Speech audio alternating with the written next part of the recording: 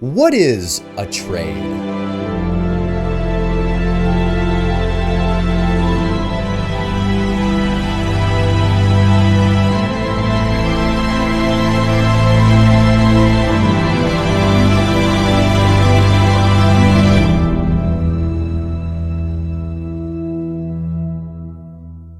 I don't know about you guys, but my team has started 0-3 in my primary league, and everybody thinks that I'm willing to trade them whatever and whoever because I'm completely panicking. I'm not, because I know how to trade, and I'm gonna show you guys how to properly trade in fantasy football. There's no time to waste, because much like trading, this video is all about timing, and that's rule number 1. Trading is all about timing. You don't want to trade when you're 0-3. It's a lesson I'm learning the hard way. But nobody wants your players. They're at the bottom value they're ever going to get to. Why would you trade Mark Andrews for Zach Ertz? Why would you do that? Like, I understand Mark Andrews is pissing you off. He's pissing me off. But you don't sell them at that much of a discount. Don't be an idiot. Be a little patient. It's only week 3 or week 4. And I know it's frustrating to lose games and it feels like your season's over and everybody in your league's making fun of you. But you don't want to be the guy that's 0-3, panic trading with the guy that's 3-0. You're never going to win that trade. They have all the power. Maybe look at the other worst teams and say, look, we're all struggling here. Let's see if we can push something through and see if we can make each other better. And that brings me to rule number 2.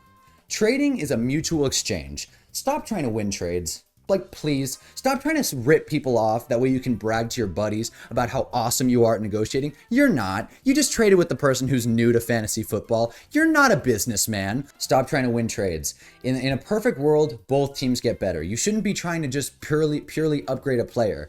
There's someone in my league, and I'm sure he's watching this, that very frequently will send a decent player and a non-starter bench guy for an RB1 or a wide receiver 1, and then get mad when people decline it. It's like, can you think for a second? Stop trying to win trades. In a perfect world, you can send a wide receiver to a wide receiver needy team, get a running back if you need one, and just live with it. Try and make it work for both sides. We're adults here, all right? That brings me to rule number 3. You don't want to play the players, you play the man. No, sure, if that makes sense. What I'm saying is, you gotta understand who you're working with here. Now, I understand if you're in a league with a bunch of randos that you don't know, this isn't as easy. But if you're in a home league and you know someone that's the waiver junkie, that's always looking for his next fix, who's the next Puka Nacua? Then you gotta trade with him the young upstart. You gotta trade the high upside guys. But if you're looking at the guy who's just looking to start Alvin Kamara and make a playoff push, doesn't care about the flash, just wants points like a regular human being, then keep that in mind. Maybe trade them the veteran. Maybe trade them Travis Kelce. Someone that they can believe in because they know that age really isn't a factor in single season redraft fantasy football. And you're a goddamn idiot because you keep drafting rookies, Hunter. My point is that you gotta understand your trade partner more so than the trade itself. Number 4, this kind of ties into not stop trying to win trades. There's always a price. You can't get an RB1 for nothing in exchange. You gotta understand that if you're gonna get something, you also gotta give something. Trading is painful. It's difficult, and that's why a lot of people just stick with their team. And that's really lame. You gotta be willing to take risks, man. And at the end of the day, if you want a good player, you gotta send a good player. Even if you win a trade, you're gonna be looked at like the asshole of the league because you traded with the only girl who's never played fantasy before. So that's the deal. And even if you win the championship, there'll be a big asterisk. I'm falling. There'll be a big asterisk by you. Oh my hecking gosh. Stop spamming trades. Oh my God. There's levels to this, but stop spamming people. No one wants 50 Yahoo notifications on Monday morning. Get a life, dude. Like, I understand fantasy's important. I understand you want to win, and I understand you're competitive and don't like losing. Spoiler, no one likes losing. But you gotta understand that there's balance to it. You don't want to send 50 trades to 50 different people. You're gonna be the annoying one in the league. You might get kicked out, dude. And then what? How are you gonna win if you're kicked out of the league? Move the hell on or try to negotiate for another player. But don't try and over again, especially if you're sending them to someone without communicating. And that's rule number goddamn 6. Don't ever send trade, or 5. I lost count. That's 6, I think. Don't start sending trades to people you don't know just through Yahoo over and over again. Try and communicate. If you have a phone number, or maybe just use the Yahoo chat or the sleeper chat or whatever the hell. I'm talking about Yahoo, but you can do this on all the apps. Just use the chat, negotiate, figure out what they're looking for, see who they value on your team. And dear God, this was a thing when I was younger.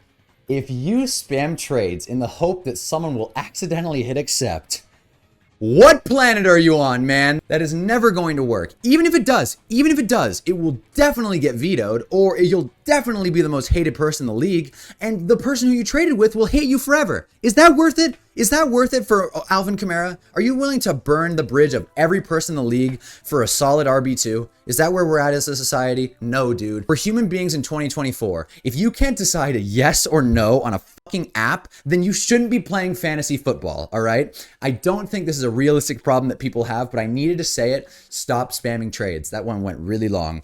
Not to be confused with don't spam trades. Be persistent. Hell yeah. You got to be persistent. Look, trading is difficult, and like I just said, it's very scary. You gotta accept that a lot of people aren't willing to, but you gotta keep trying. Churn and burn. And run the goddamn ball, because if you give up, you're not gonna be able to fix anything. So I know it's frustrating, and I just listed like 5 big walls of friction for you not to be able to trade.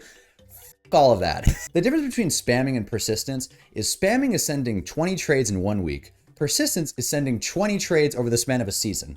That's how you do it. You got to be persistent. Maybe 1 or 2 trades a week. Like I said, timing is everything. So find out maybe if a person's feeling better or worse about a player. Buy low, sell high.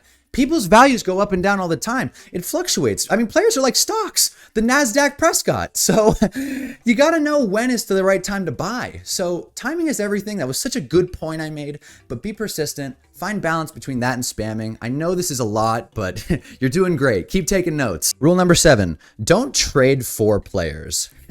Yeah, why would you do that? What I mean is don't trade for specific players. Look for specific position groups, because at the end of the day, it's fantasy football. None of us know this. I made a video about how awesome all these players are going to be. I was so confident in Javonte Williams, and he sucks. So no, like I said, none of us know anything. So let's just take a shot, right? For example, if you're looking at a guy who has 3 great wide receivers and you're down for all of them, then just say which wide receiver are you the lowest on, and then build around that. I know this is baby's first trade advice, but you gotta understand that if you're looking specifically for Bijan Robinson and the Bijan Robinson owner does not want to give him up, sending him 50 trades isn't gonna change his mind, all right? But maybe that guy has fucking Jahmyr Gibbs, and you can, hey man, if you're a Bijan guy, how about Jahmyr Gibbs?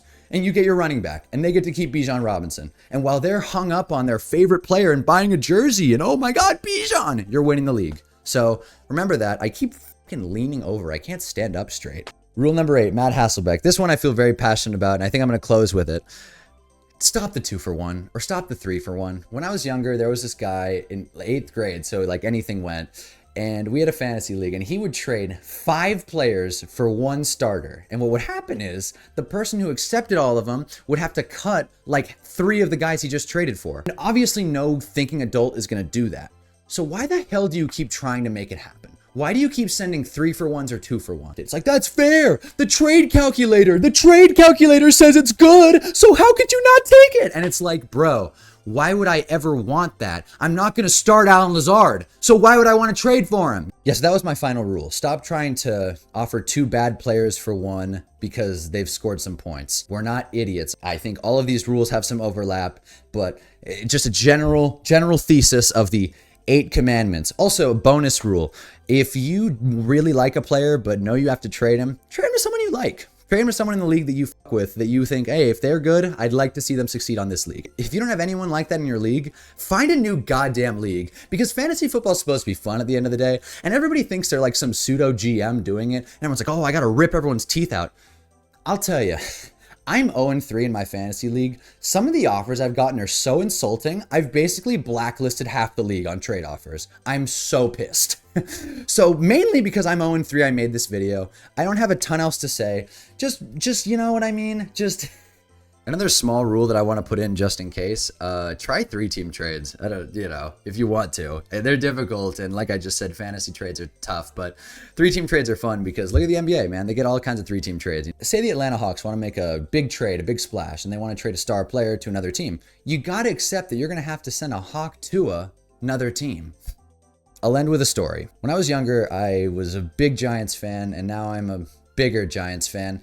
And the Giants in 2014 selected a cool young upstart wide receiver at LSU, and I kind of reached on him in fantasy because I just wanted my player. He probably was going undrafted in most leagues. He missed the first couple weeks to injury, so I dropped him for, I don't know, some random wide receiver. And then he started to go off.